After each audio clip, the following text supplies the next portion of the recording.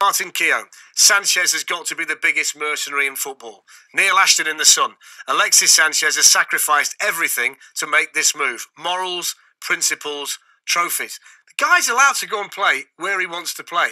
And if a football team want to give him a ridiculous salary, why is that a problem? Why should people be offended by that? Yeah, look, this...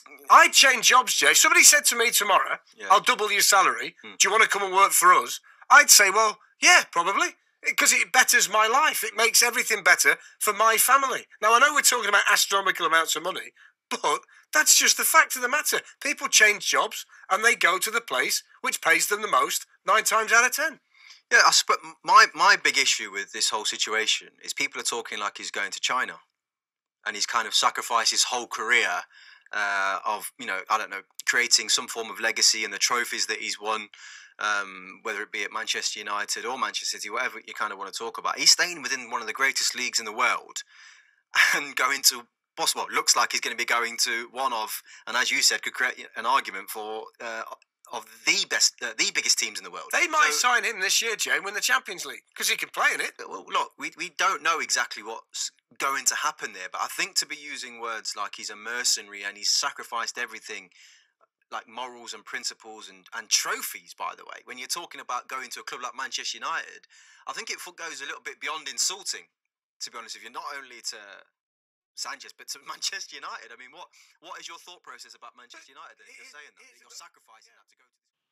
Look, I think at Manchester United specifically, they are the majority of their players are on big money and would be happy with their deals. I think most players would be of the understanding that it came in for free and understand the dynamic almost of what Sanchez has done to create that moment.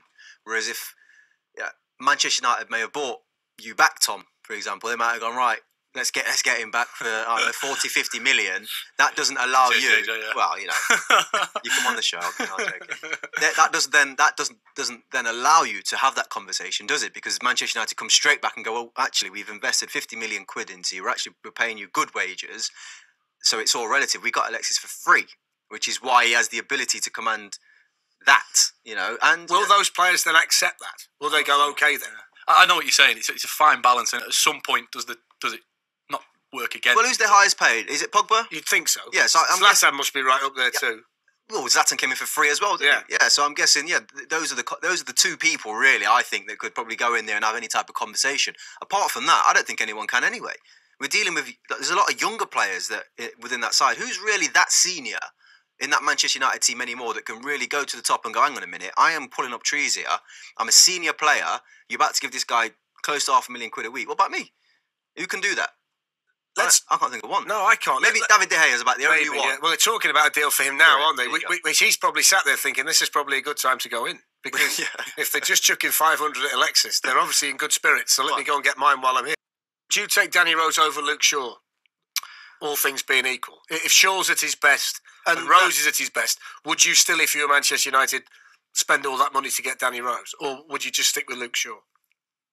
It's a tough one because I think Danny Rose is a better player when they're at their best. But at the same time, you've already got and invested a lot of money into Luke Shaw. So from a manager's point of view and from Manchester United's point of view, surely their goal is to improve this young player and develop him. But we all know that Mourinho is a very much here and now type man. And Danny Rose, at his best, here and now, for me, is a better player than Luke Shaw at his best.